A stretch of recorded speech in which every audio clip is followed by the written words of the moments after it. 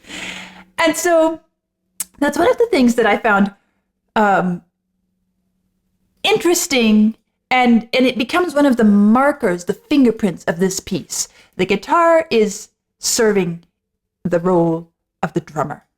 Now, that doesn't mean the drummer is obsolete. The drummer is there as well. But in this opening riff, it's all about the guitar and the fact that we have that kind of stronger pitch element coming from the guitar. Makes that rhythm, we could say, roar a bit more.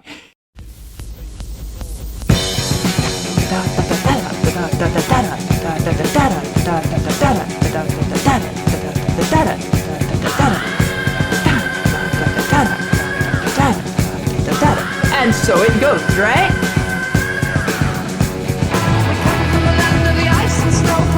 And all of this comes.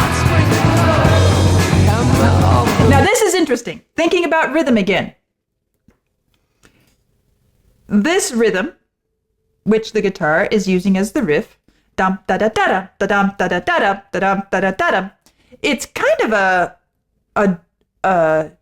fancied up, dressed up version of a very, very common rhythm, which I've heard a lot in metal music, and that is dum da da dum da da dum da da dum da da dum da da dum da da dum da da dum, which is oftentimes called the gallop rhythm. Dum da da dum da da dum da da dum. Well, again, they dressed it up a bit because it's a whole lot more exciting to go dum da da da dum than dum da da dum da da dum da da dum, right? It has a bit more electricity to it. Dum da da da dum da dum da da da dum. But now listen what's happening when the voice comes in. Listen to the rhythm of the lyrics.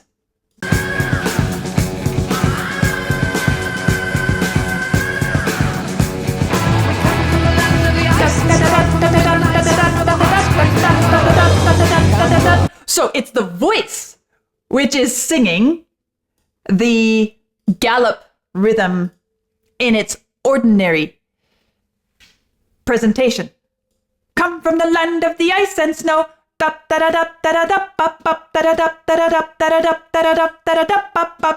And so you have the guitar, the rhythmic guitar, and the drums assisting the guitar, presenting the syncopated version of the gallop. Dum da da da da dum da da da dum.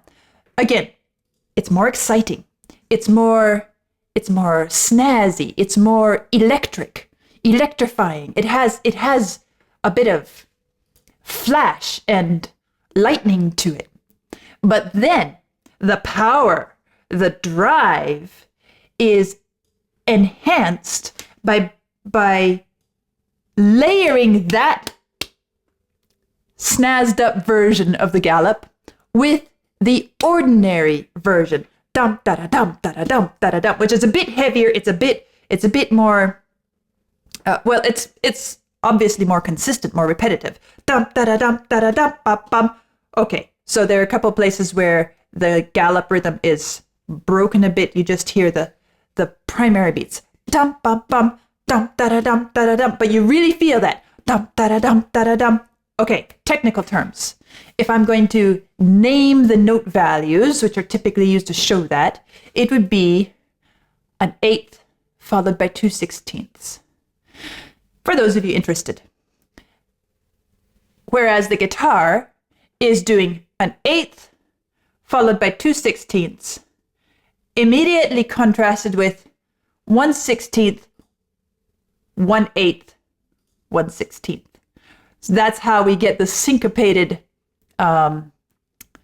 snazzy version of the gallop. Listen again to how this is so rhythmic-centric. And at the same time, it's not just the drums, but it is the melodic instruments, the guitar and the voice, which are enhancing this through their application of rhythmic elements, and the fact that pretty much everybody here at the opening is playing around and setting us up for an incredibly exciting rhythmic ride.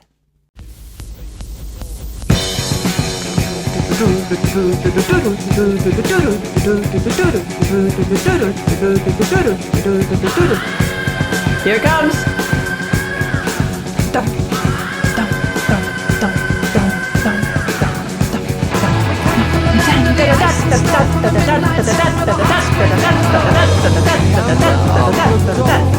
You hear it, right? It's fabulous the way we're set up there. Okay, now listen to what comes next.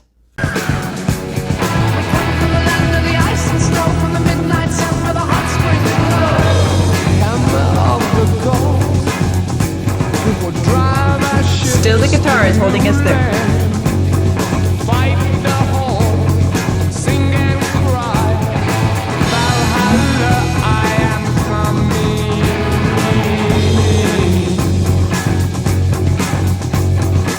So, what's happening after all of that?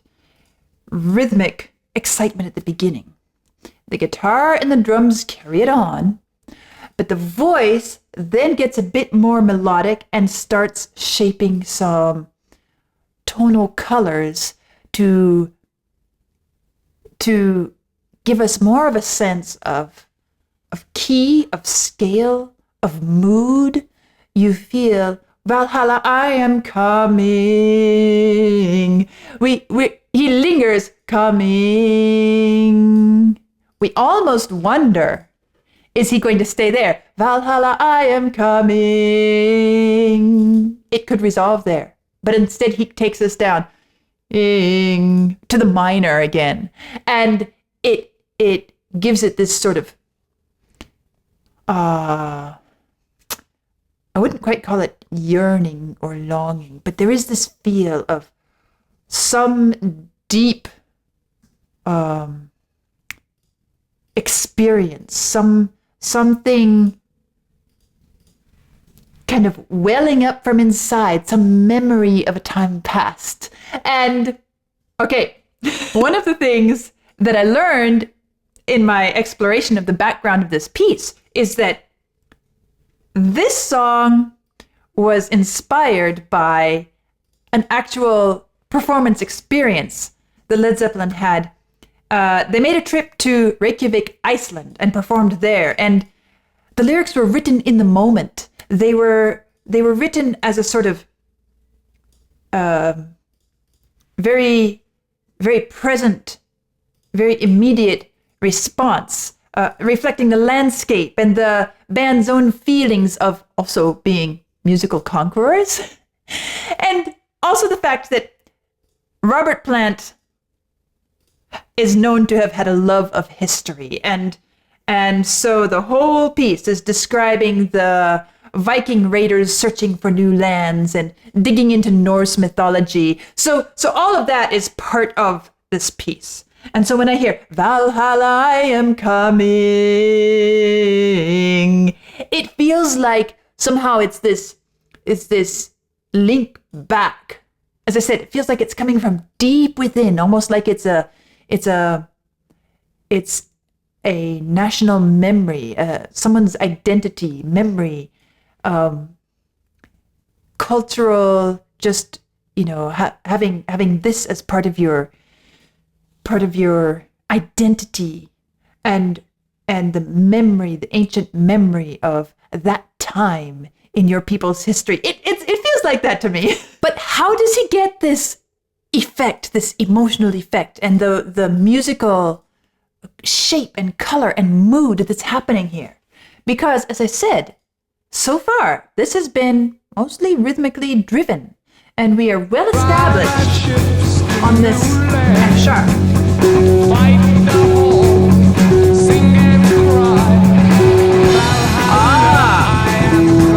What is that chord?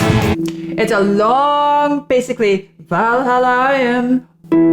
A lot of this, most of it, is what we would call the flat 7, which in this case is serving the role as a dominant. It's driving us back towards home. I am coming.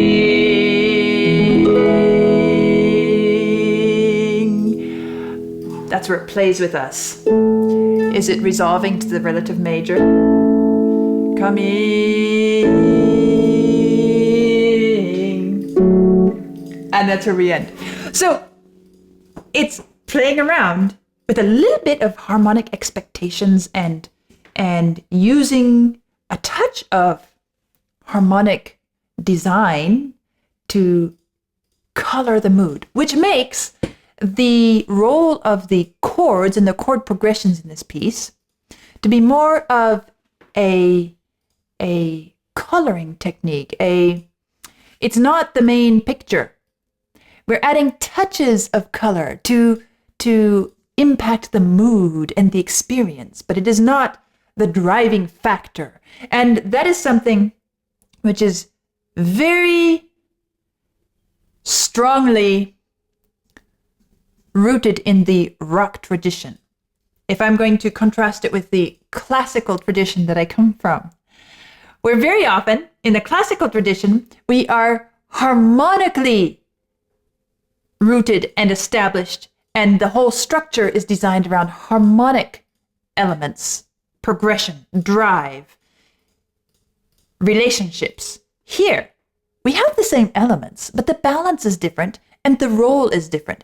And it is such a clear example of both the common ground and the distinct differences between these two musical traditions, these two musical styles. It's such a good place to say, all right, this is what we find very much in rock music. This is what we find very much in classical music. Remember, rules are always made to be broken. However, it's a good example. It's so clear. It's easy to demonstrate. This is the difference between the two. Now, moving on, listen to what happens in the next section, because there is also something really interesting harmonically. Listen for it. Okay, back to the F sharp here. The riff. We went. Okay, first of all, gotta love those scales on the bass.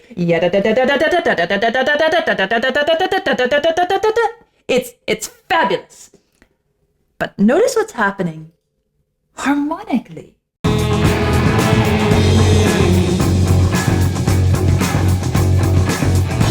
Shifting to major. Another major. Another major.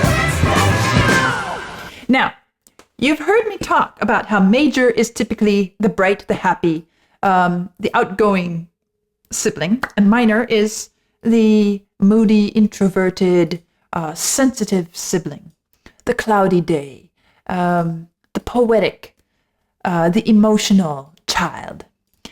Here, though, is a fun example of how major can actually build a kind of dissonance and stress and angularity. So, the first scale is starting on A major, and let's see the lyrics there. Oh, we sweep with threshing oar. Our only goal will be the western shore. Da da da da da da da. And then we move to the next step up, also major. So we have that brightens it. It's like we're here, and we step up. Bright. Oh wow, it wakes us up. And then we move to yet another major. Notice how this one feels. Wait a minute. That is so at odds with what we heard before. We very rarely hear 3 consecutive major chords stepwise moving up. Bum, bum, bum. Let's see. Let's do it again. It almost feels like that one's minor, but it's not. We just get this, we get this very powerful sensation that there is some conflict there. There is some disturbance. There is some stress, some tension. And yet it's just a simple major. In fact, it's about the most common one you can come up with for an elementary player on piano or something. It is the simple C major, C, E, G. It's probably the first chord that most pianists learn. C, E, G. What is happening here? Well, in order to appreciate what's going on, we have to dig into a little bit of music chord theory. We're primarily in a minor tonality, F sharp minor. That's where our riff is, da da da da da da da, right? We talked about that. Now, the relative major is A major. In other words, it's the happy sibling of F sharp minor. This is the poetic, introverted, moody child. This is the bright and happy extrovert. Okay, so far so good. So this riff, da da da da da da da da da da da da da, and then when we move to this part, ya da da da da da, and then stepping up, ya da da da da da da, we're kind of feeling ourselves in the relative major. But when this third major chord comes, in fact, if we want it to belong to anything, we have to say that it would belong to the minor form of A major. Is that clear? So I said this is the major sibling. But now what if it were minor? And now what if we're in that minor, we find this note on the third degree of the scale. It's a bit complicated to follow the line of reasoning. My point being, this chord throws us out of our expected harmonic progressions, and it feels like it doesn't belong because it's a bit of a journey to find a logical relationship to what's happening. That's the point. But there's more. And for that, let's go back to the beginning where we have this fabulous war cry.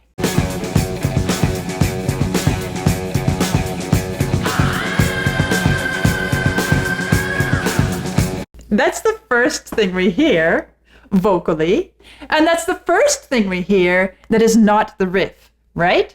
Da. Okay, what are those notes? It starts on the same F sharp as the riff is living. And if you listen to what he's singing,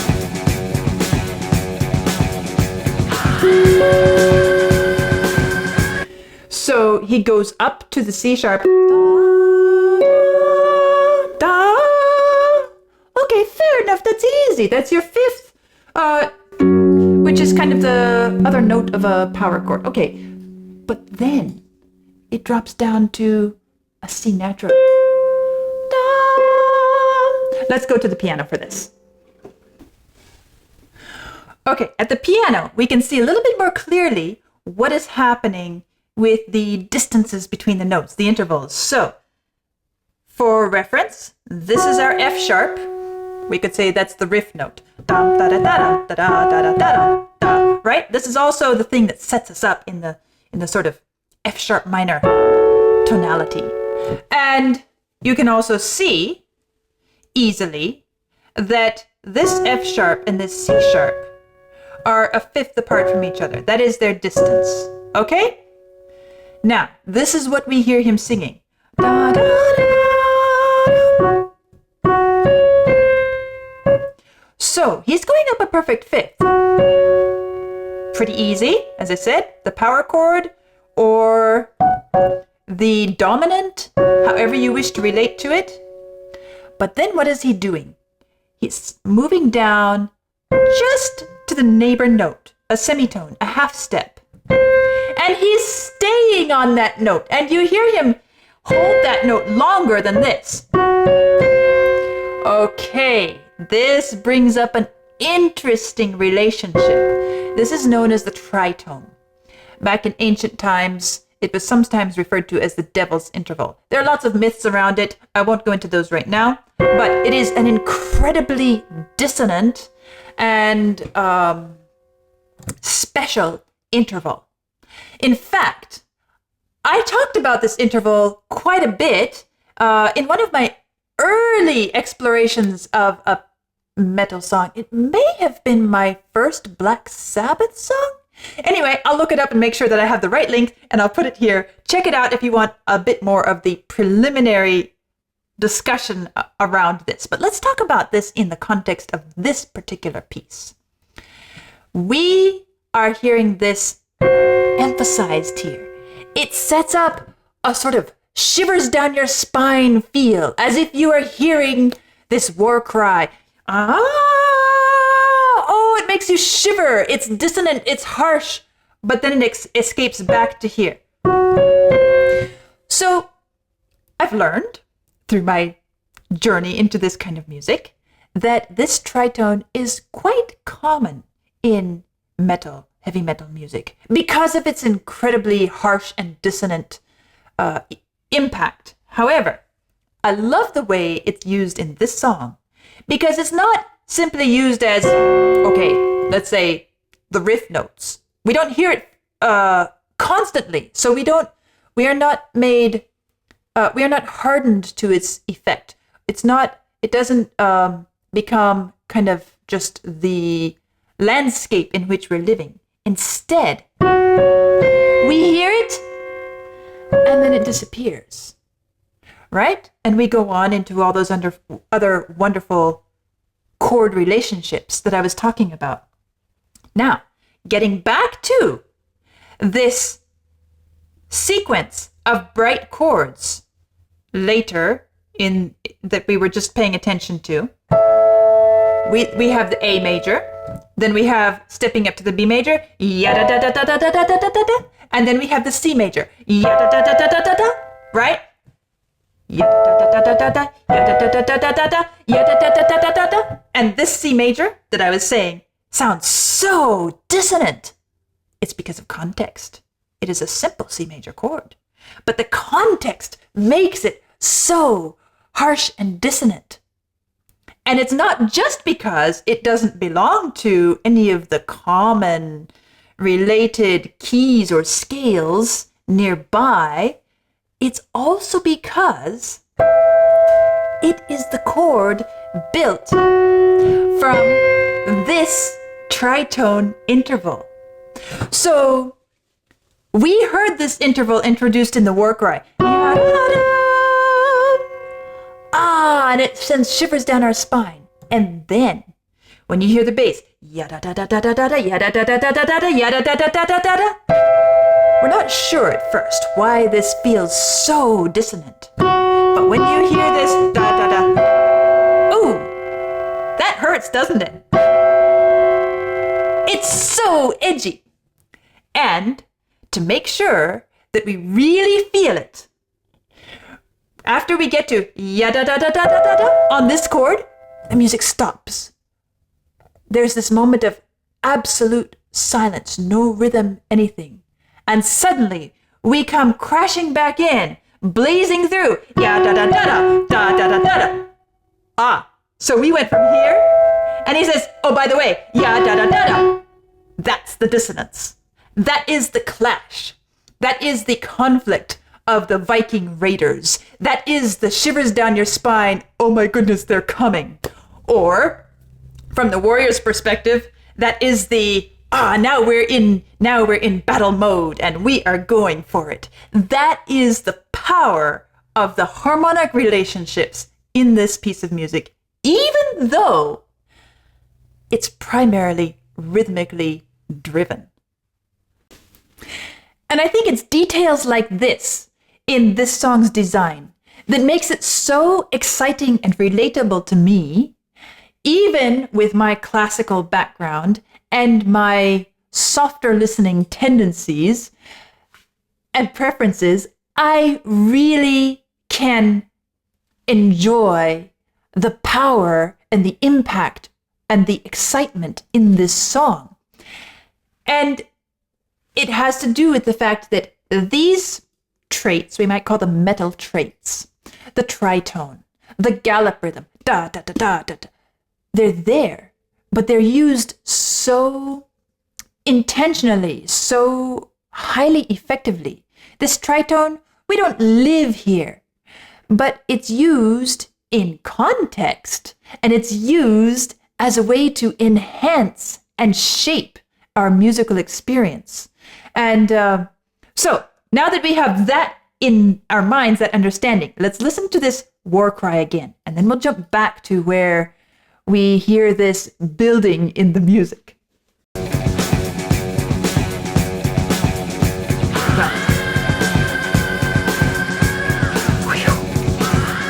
And it comes again. Woo! Okay. And then, of course, we have all the excited conqueror's rhythm, right? Now, moving ahead.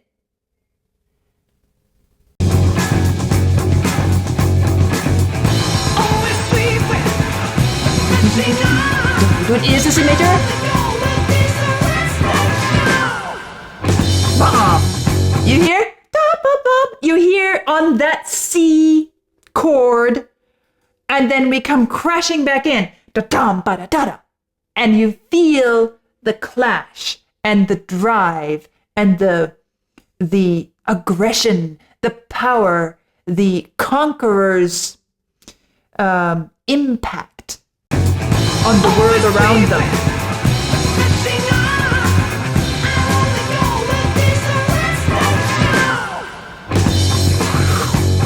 And here we go, charging ahead again.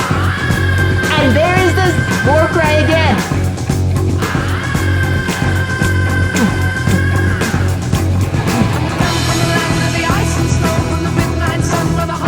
Doesn't it sound fabulous?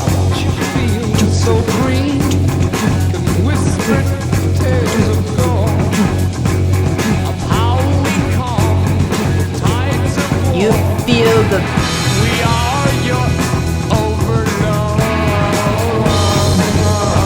darkening. Here we are again. Here it is. This is your B. This is the C.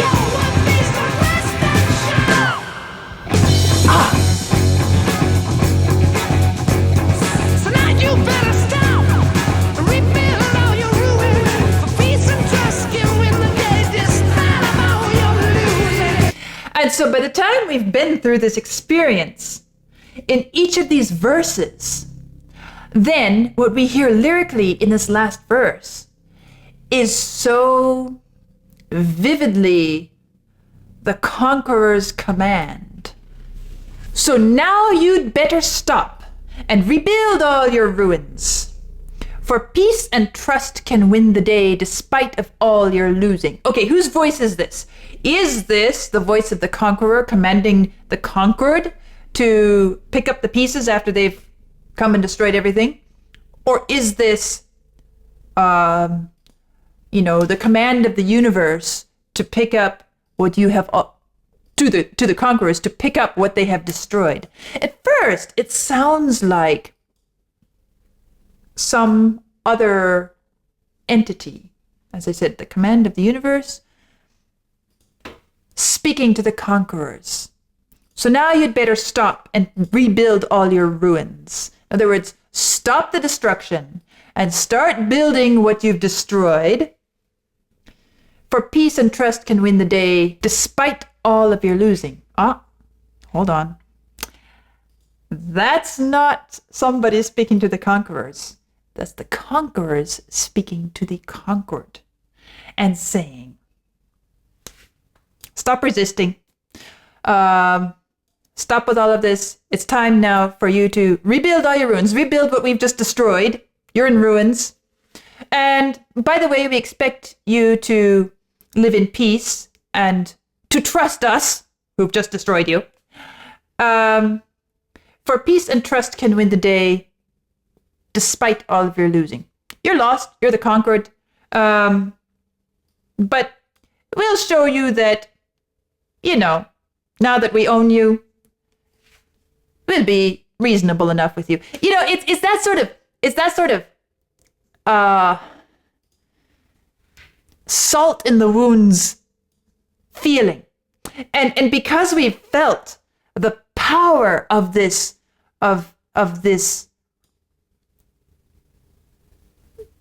expedition of these conquering hordes of these warriors, and the music has made us feel the impact they had on the world, then on the people they conquered. Then when we get to this verse, because of that whole setup and the design of the music, it feels so incredibly dissonant to hear these words being sung. This is the Conqueror's riff. So now you'd better stop.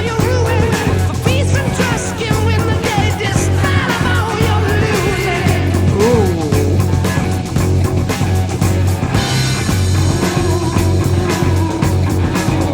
And then here, instead of lyrics, you hear the cries of the destroyed, where it gets a little bit harmonically darker. And you hear the Vikings moving on, charging ahead.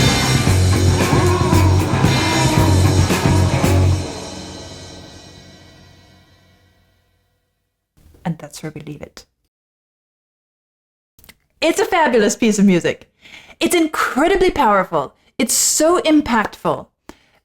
We feel these musical elements exactly the way we need to feel them. They're placed just where they need to be to have the impact that's required for us to experience this. And it's an interesting